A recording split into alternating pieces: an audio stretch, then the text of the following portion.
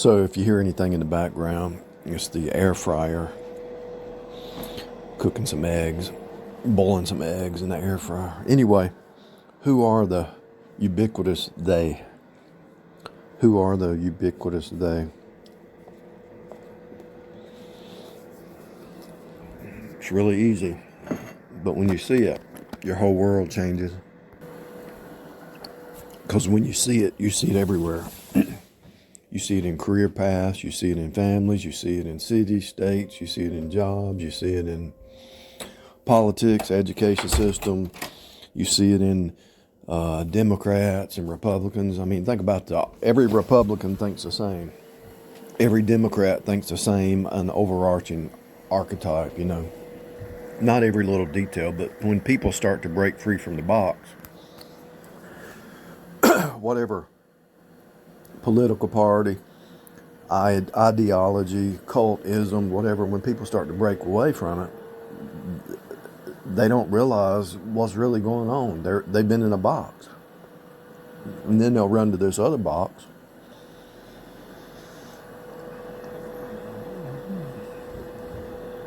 It's kind of like careers too, you know. They leave one job and go to the next, same career, and they find out the same stuff's going on at this job as it was over here. Your managers act the same, your employees act the same, you have, you know, if you start to drive Uber in one city, it's the same stuff going in another city. And the same scams that the riders try to do is the same scam in every city you go in. What's behind it all? The ubiquitous they. And that's the hive mind, the flesh mind, and it's also the archons pulling the strings. The devil can take people captive, right? So let's say the devil assigns about 10 demons to watch you, you know. They're outside of time, so they knew what you did in your childhood like it's today, you know. What propensities you had in childhood as if it's today.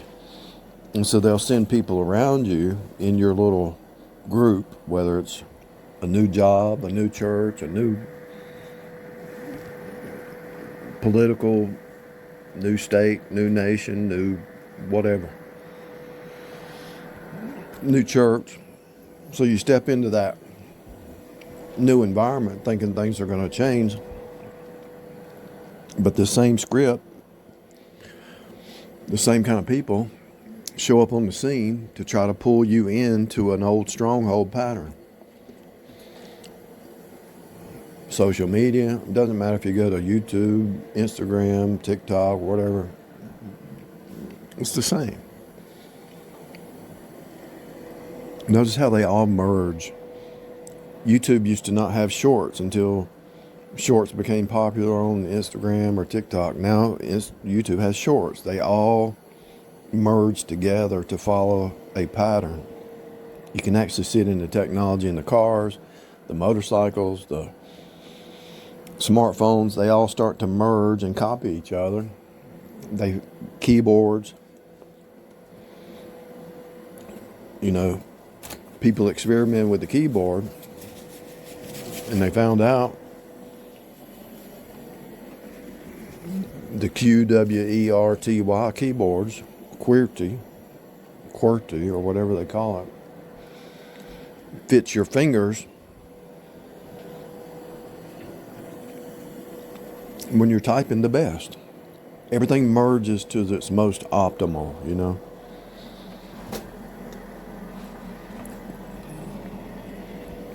And the copycats come along and they copy. They copy what somebody else is doing until somebody invents something better. Then they start copying that. That's why they steal your inventions. That's why when I talk about the ubiquitous they, it's going to become a popular thing. It's going to show up on the scene. This is a trend now. This trend is starting. The ubiquitous they. See if it don't show up somebody else's website. It's like a trend thing. Everybody follows a trend. Investing. That's why if you see a stock start to go up, everybody jumps on the bandwagon. It goes up, and then it crashes. So the ubiquitous they is the hive mind run by the archons who are playing games with your strongholds of the flesh mind, because the flesh mind has a king. The flesh mind has a king just like the spirit mind has a king. All the members of that kingdom jump on the next fad, because the next fad everybody's in, they think it's going to make them happy. Instead of doing their own thing, they're all stuck into some kind of high mindset that they think is going to make them happy. It happens. I see it happening every week with, like, the Coliseum will have a concert or something, and the Uber drivers already know that they're going to make some money, because it's the ubiquitous they. And it's not just natural beings, it's spiritual beings, and that's what I'm saying. It's run by the archons. It's run by principalities and powers and rulers of darkness. And this is why you see in the book of Revelation, eventually the whole world will be tied to the hive, and they will all be saying,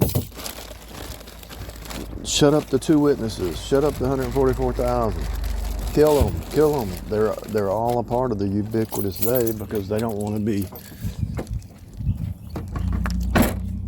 told the truth. They don't want the revelation that they're sinners.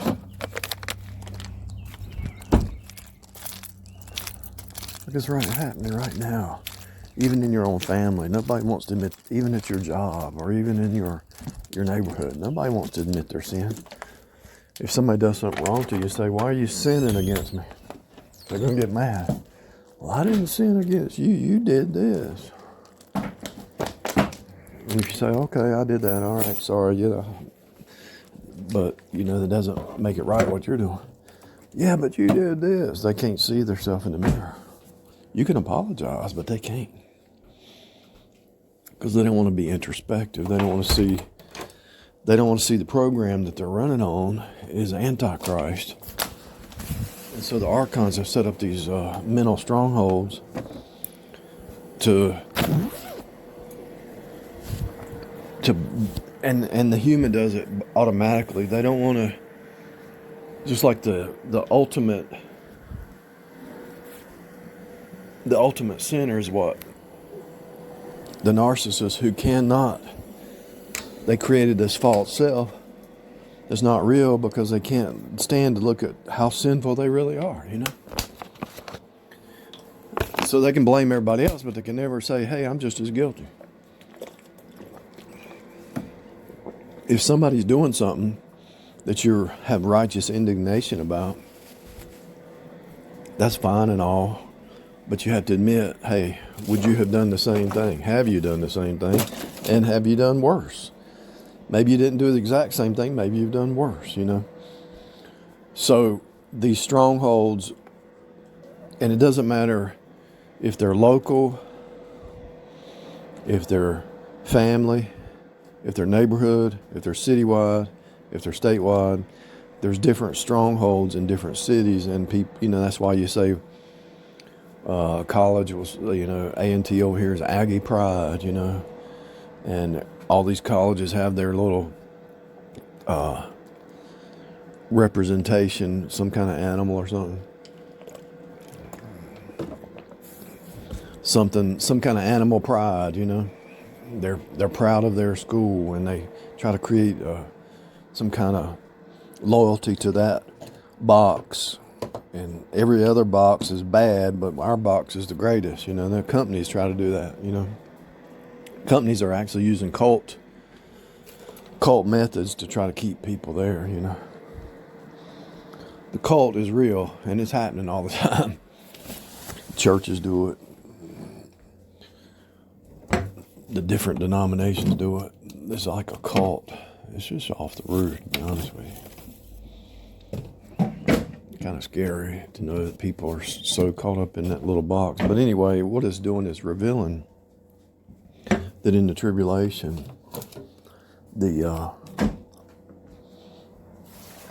the whole world, the ecumenical movement, the whole world will be under that same, we are the world, we're coming together in unity, and this is the whole game. God uses the division to show you you're an image of yourself, because when you're divided and you're looking at your opponent, you're looking at yourself who made a different choice. So God is using division to birth spiritual creatures, but they're trying to get rid of the division and have unity in the flesh. And so it all ties together to the Machine Man, Doctor Who series, the Machine Man. So God uses the division to force you to look at yourself so that you get born again. The world tries to get rid of division. God uses division so you get rid of it and you become one with God, through Christ, by faith alone in Jesus alone. But the world wants to get rid of division and not have a born again experience, but have a counterfeit spiritual experience like the New Agers, and say we're all one, we can all live together. But how can two walk together except they be in agreement? And if you say you're a sinner and they say no, I'm not a sinner, how can those two walk together? If they say you're a sinner and you say yeah, I'm a sinner, but they are not a sinner, just like the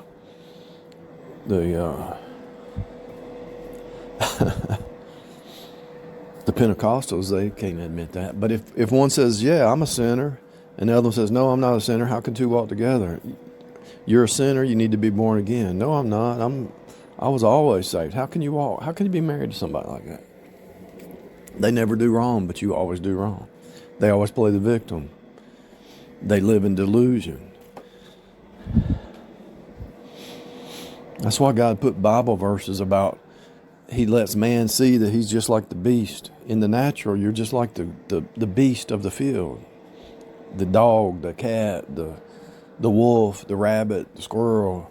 It goes around trying to find some food, and then it does number two to get rid of the food, and then it starts over again. I got to have some food. This is why fasting breaks you out of that. If you do some fasting, you actually are breaking that beast mindset. The brute beast, the bear, the lion. You go back to the grave just like God allows us to see that so that you will seek the spiritual. And hopefully not the New Age spiritual, but if you're seeking the spiritual, in truth, you'll probably find God, if you're serious about it.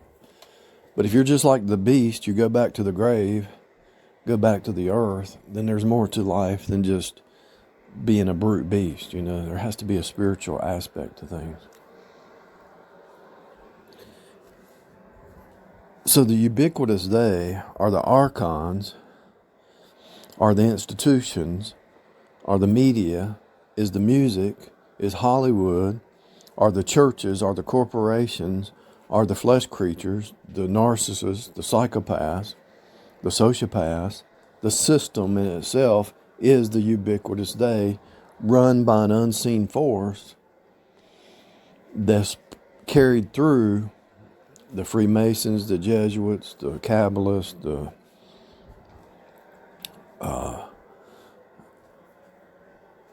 Caliphate, any kind of priesthood of the earth. The devil's got this ubiquitous rule to keep everybody in a box, keep everybody from seeing their sin, try to drown out the Bible and say, oh, you need to read the book of Enoch. Does the book of Enoch call you a sinner?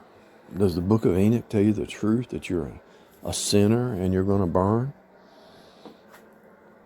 All these things are ubiquitous to keep you from finding God and realizing that you're one in Christ with God. They want you to be divided, but at the same time saying it's unity, which is an oxymoron. How can you have different belief systems and be divided, but also we are the world, we're one, New Age, Age of Aquarius? How can you be divided but claim to be Age of Aquarius? You can't. And so that's why you're going to have an AI machine creature, the Therion, the beast, who can make war with the beast. How's it even possible? Because he's going to be tied to the drones. He's going to be tied to the brains. He's going to be big brother everywhere, not only outside, but inside. So the big brother is the beast. And so that's why they cut their head off, because if you start thinking outside of big brother, they got to take you out, because he doesn't want to so-called infect the rest of the hive mind. So the Borg, so the ubiquitous they are the archons, are the flesh creatures, are the narcissists, are the corporate system, are the nations, are the education system, the medical system. They don't want you to speak outside the box, or they cut your head off. And so that's what's going on. And so it's everywhere. The word ubiquitous means everywhere. And on earth, that's what they're trying to bring about, an overarching umbrella of the Age of Aquarius, we are the world, or whatever, that you can't speak outside of the narrative that they, whoever they are, which I've just described, they decided was okay. And this decision to say this is okay. See, they're using those fights, like with Israel and Palestine, they're using all that to force people to, they don't care what the fight is. They use it to force people to lose hope, and then join some group, and then have some kind of spiritual transformation, but it's not a real born again transformation. And then they say, okay, this is what they always say. They say, well, we have to step into the fifth dimension because the earth is changing to the fifth dimension. And that is true. It will be renovated into a new heaven, new earth. But they're saying it from a demonic side, where no matter what happens, somebody kills somebody, instead of them going to jail, they say, oh, we can put them in, you know what I'm saying. It's just, they are so confused. Even though there's division, they try to justify see what they're doing cognitive dissonance to everybody. And so instead of them running to God and admitting the human is a sinner and God is holy, they don't care about the fights and divisions and the arguments and all, because they puts them in cognitive dissonance, because they reject God. And so they try to build up man, and they're just as guilty, whether it's Palestine, Israel, whether it's Ukraine, Russia, everybody's just as guilty as the other person. USA, Afghanistan, they're all guilty, but there's some kind of cognitive dissonance, but they can't admit they're just as guilty. So the archons, the magician priest class, they don't care. As long as you have cognitive dissonance, it messes you up, and you try to say, yeah, we're all one, when they're really not. That's I can't really explain it right now, but that's the best I can do. But I think that explains it. They're wanting to say we are the world, even though everybody has different beliefs. But then they say, oh, your difference is okay. Well, the Bible makes it clear that one with Christ is taking the mind of Christ, not your own ideas, but his ideas. And so they got this cognitive dissonance to say we're all one when we're really not. And so it's a big, fat lie. The devil's a liar. He's always been a liar. And that cognitive dissonance is what keeps people in that work, because they don't want to admit they're sinners. They don't want to admit that there's one God, one Savior, one righteous. And the only way to get that righteous is by faith, appropriate it by faith. They don't want to admit that, because it's not the natural mind can't receive the things of the Spirit, right? So if God is calling them and they reject it, they can't understand you, because you received it. They don't understand it. Even though they're contradicting themselves, Even though they're fighting amongst themselves, they call it unity. Everything they do is confusion because it's not based on one eternal truth of Jesus on the cross or at the cross who raised from the dead. When you go back to the cross, everybody can be in agreement that, hey, I deserved hell. I ran to the cross. Jesus rose from the dead, and I can appropriate that spirit life, that resurrection's life by faith. But they can't admit that, so they claim unity when they're really divided and they're really contradict themselves on every end. And so the devil has to show up on the scene to push a button and cause pain if they go contrary to the narrative, That's all it is, to control the narrative and to shut down people from hearing the truth. And so when the devil's trying to destroy the earth, the whole hive will be saying, everything's great. But the devil is trying to destroy the earth, but the whole hive mind saying, no, everything's fine, everything's good. There's no chemtrails. There's no sugar, and sugar's good for you. They're going to lie to themselves because of the cognitive dissonance of the false unity. The ecumenical movement is a lie. There's no unity with different belief systems, different doctrines. There's no unity there. But that's what they're trying to say. Until one of their kids get killed by somebody and they say, that person killed my kid, put them under the execution chair. And they're going to say, well, before that happened, you were on our team that person could be let loose, don't have to go to jail. But then when it happens to them, it's a whole new ballgame. And that's the way this whole thing works. It's cognitive dissonance to the hilt, but the ubiquitous they is the whole system right now. It's happening now until you shake the bush and you shake their worldview, then they want to fight and get mad. But when you shake reality that they're living in, that fake reality, they hate you, right? Love everybody, but when you shake their foundation, then they hate you. They'll say love everybody, but when their foundation gets shook with some truth, they hate you and they want to cut your head off. It's happening now, but it's really going to happen in the tribulation. We see it approaching. We see the encroachment of the 666, mark the beast, on everybody. It's still happening now, but it just hasn't permeated to where it rules everything. See, that's the battle that you're dealing with, right? Every day that you say, why did this happen? It's that battle. 666 verses 7. The new creature. The new creature sees the truth from the mind of Christ, from God's eyes, through the mind of Christ. We see the truth. They are blinded by their 666 false paradigm. And so as you step out your front door every day, that's what you're dealing with every day. Doesn't matter where you go. That is the ubiquitous battle. That's the Wile E. Coyote versus Roadrunner. That is the sine wave. You even fight it in yourself. It's encoded everywhere. The flesh versus the spirit. 666, the flesh, versus the spirit, number 7. And the only reason I threw number 7 is because it is finished. Golgotha, the cross. Number 7 means complete. Points back to the cross.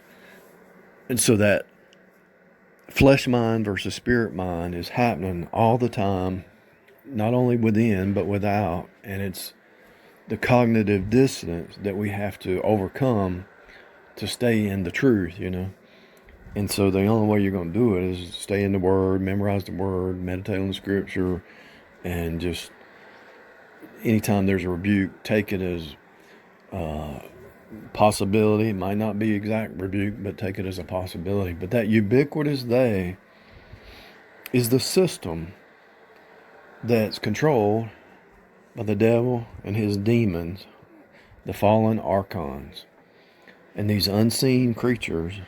Ephesians 6, principalities, powers, rulers of darkness. They're always working in cities and businesses to hold this little stronghold in a person's mind and a person's behavior. to hold this person in that stronghold that they had when they were a child, because time doesn't really exist to the spirit plane, so they can look back at what you had as the strongholds you had as a family, childhood, and they try to throw that on you today, And so, hope that helps. I know that's a long talk for such a easy topic, but it's giving you a perspective from many different angles that you can say, okay, so as I'm going about my day, the same game is being played over the eons as in Genesis 3, and the same game will be in the tribulation that's happening now. Just thankful that we don't have the Therion beast, because the church restrains this AI beast, because we're speaking the truth, and they have to be convicted and look in the mirror, and a lot of them run away, a lot of them get saved. But as long as the church is here, we resist that cognitive dissonance by preaching the truth, speaking the truth, telling the truth, revealing the truth.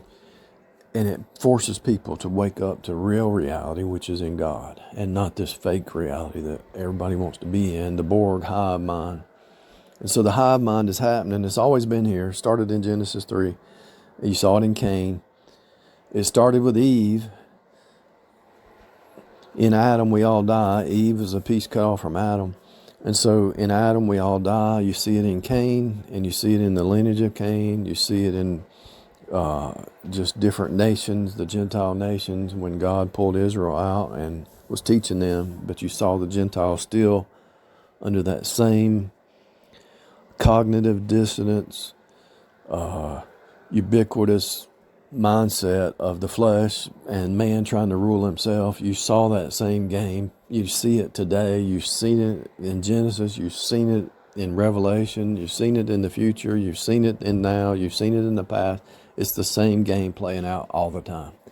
And so whatever your cognitive dissonance is, you got to break it. And you break it through the scripture and renewing the mind.